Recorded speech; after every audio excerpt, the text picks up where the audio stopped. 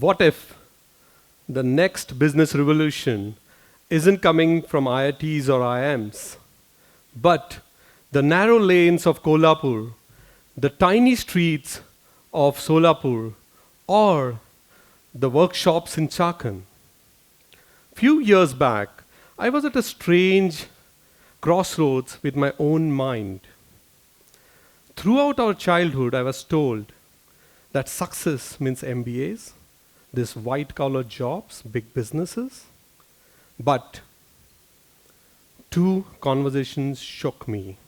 My cousin, his eyes sunken, his voice trembling, as he told me that he is about to sell his ancestral land. I can still feel the silence between us. Another friend of mine who used his father's entire retirement saving and lost it in business. I was shaken. I was helpless, angry too. But I was just asking myself why this is going wrong. What's happening with these small entrepreneurs? But then, at the same hometown, I found these traditional business owners who are doing quite well. They never stepped into an MBA class. They never shared their success stories on LinkedIn, but built their business brick by brick. I started talking to them. Dozens first and hundreds later. I was fascinated because they didn't know that they were teaching me, and I didn't know that I was learning. We are taught that the business wisdom comes from the top institutions. But after meeting these rural entrepreneurs across the state, I found something else. The powerful business lessons comes from those who never stepped into B schools. They live the business experience. And this lived experience formed an untapped business manual.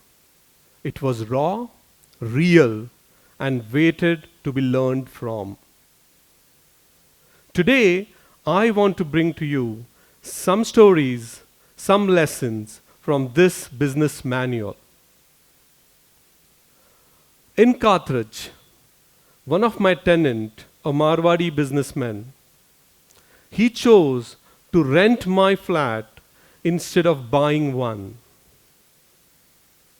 He said, if I would have bought an apartment with this money, my business wouldn't have got capital and my business would not grow. Think about it. In a society where owning a house is seen as success, he chose purpose over pride. The lesson I take here is sometimes if you break this societal pressure, then you're up to on something big. In MG Road, there's a century-old bakery. When they started, not a single customer walked in for 6 months. His father gave him one advice. No matter what, you have to keep the shop open. So did he. He lit his oven, cleaned his counter, and waited. People started noticing. This silent discipline brought in crowds. So sometimes business isn't about profits, but it's about people. Honesty, consistency is about business. In a city full of auto garages in Kolhapur, one tiny auto garage decided to focus only on specializing in RX hundreds.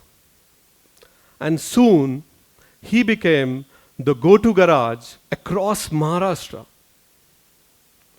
So the lesson is be good at one thing, master it, and become so good that people start looking for you. In Deccan, there is a cafe. The owner treats everyone equally. I have gone there for last 20 years. I know the owner, I know the manager, but even if today there is a queue, they make me wait. This is unheard of in India. Here, even if you are a first-time visitor, a regular customer, an owner treats you with respect and always. We are often told that cash flow is everything.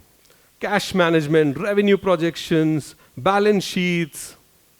But sometimes the cleverest idea comes from those who have never used a spreadsheet, never used a computer.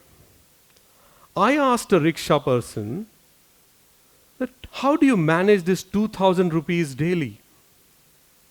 He smiled at me and said, I don't think about it. I just have 5 jars at home. 1 jar for my kids' school fees. The second jar for my household expense. And the third jar for my business fuel. And the fourth and fifth for my EMIs and my future savings. Think about it. This rickshaw driver was not only transporting passengers, but he was driving innovation. Without any formal education, without any CFO degree, he was driving innovation. When we start business, we often think about capital. We often think about investment. We often think about funds. But in my case, it was something else. When I started a clothing shop with my partner, who was my school friend, who is actually sitting here, Ajay, he came from a Marwadi business family. And on the first day of our shop opening, we had queue. His cousins, his friends, his family members, everyone walked in. And most importantly, they all bought clothes. Not only clothes, they never asked for discounts. They bought full price clothes. In contrast, my family members, they came in with flowers, with bouquets, and most importantly, best wishes. I'm not complaining here, but the lesson I learned was profound. In India, there are some communities who believe in your business, and there are some communities who give you blessings. I think we want communities who believe in your business. Because in India, sometimes you always don't need these bankers to fund you. Sometimes it's that customer who walks in and buys full price items without asking, Bhaiya, discount milega kya? I think in India, we need this full price buyers. Ajay's family believed in us, supported in us, and these 3 days, generated capital for 3 months. We often talk that the small town entrepreneurs should go to top institutions and learn. But what if the business schools, the policymakers, they sat across with these real entrepreneurs? Because here, the business is not taught in textbooks, it is lived. The awakening of entrepreneurship in India isn't just a buzzword. It's happening quietly, powerfully, and day by day. So tonight, when you walk home, stop by some local vendor, buy something, and ask him one business lesson he learned from his business. And maybe you will walk away with your first MBA lesson. Because India's future isn't built in the boardrooms, but in the streets of India. That's real impression of India. And maybe it's time the world took admission. Thank you.